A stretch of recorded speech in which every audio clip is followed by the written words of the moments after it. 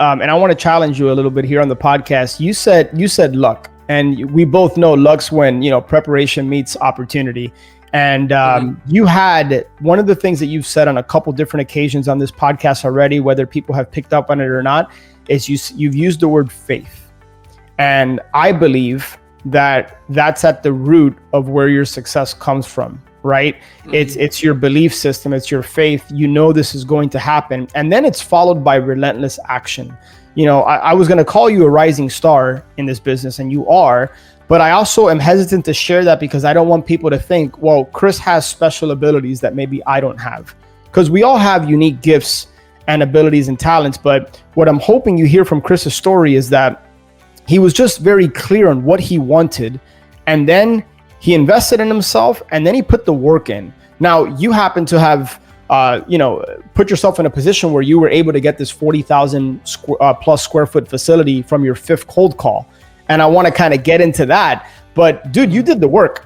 Like, you were the one cold calling. You were the one that invested in yourself. And so that's what I'm really hoping people hear, and not, oh, well, Chris has sales experience or a skill set that I don't have. So maybe speak a little bit to that, because I want people to hear this message loud and clear, that if you have faith and you have clarity, there's nothing you can't accomplish, but you got to do the work.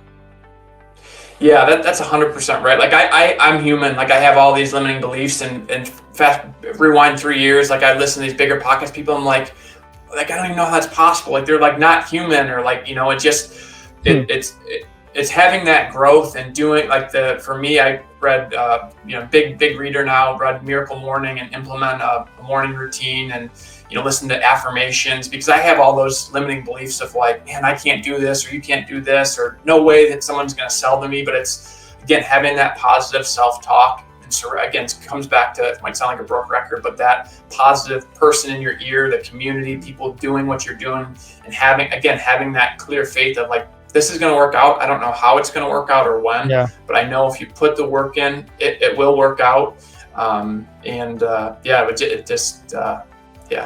It's pretty incredible. If I can, Chris, I'd like to ask you, not too personal of a question, but I want to kind of, there's people listening to this, and here's why I asked. There's people listening to this that maybe their spouse or significant other, girlfriend, boyfriend, somebody close to them either doesn't believe in them, or maybe they just don't have the full level of support that they'd like to have from that person.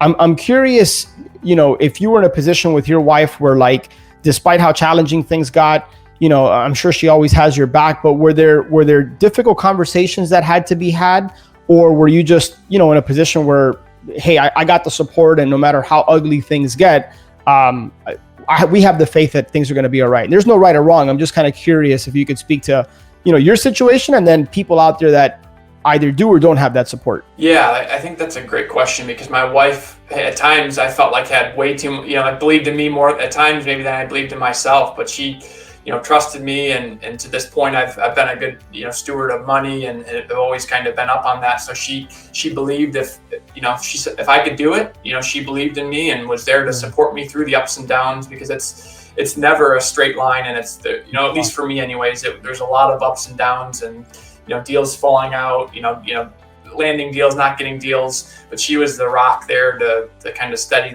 and steer the ship. But yeah, she had all the faith in me in the world, and at times, it was helpful, because I kind of questioned myself, like, man, did I make the right move? Yeah. Why did I do this? But she was there, every step of the way, and a huge part of my success, because she believed in me. And I think if someone was in the other position, if someone didn't believe in you, what you're doing, you're going through that would be challenging for sure. And yeah. And I think it speaks to what you shared, maybe 10, 15 minutes ago, is that if you do find yourself in a position where somebody close to you, mother, father, brother, sister, significant other, spouse, whatever the case might be, doesn't believe in you, understand they're probably coming from a place of not trying to bring you down, but trying to quote unquote protect you, right, from failing. And then realize that to Chris's point, you got to surround yourself with people that you can borrow their confidence and belief in you. Sometimes we have to align ourselves with people that believe more in our abilities than we even believe in ourselves.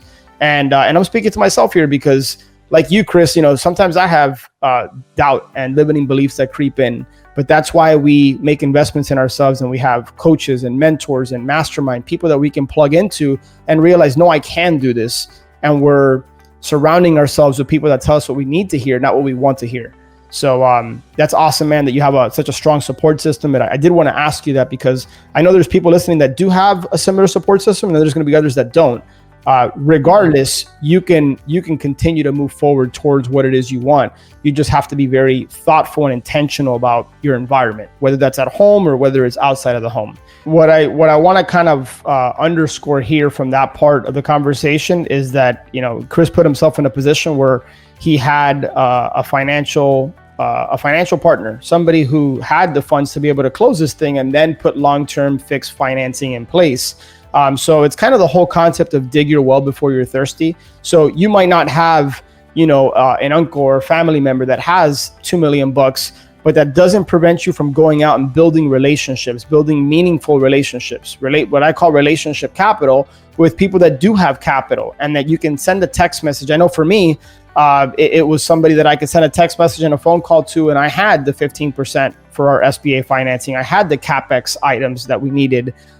Because you've taken the time to build those relationships. So now's the time to build those relationships with people. And that's where being a part of communities like the one we're a part of, being a part of Ascend or different masterminds where you've built relationships with people and access to capital is usually a text or a phone call away.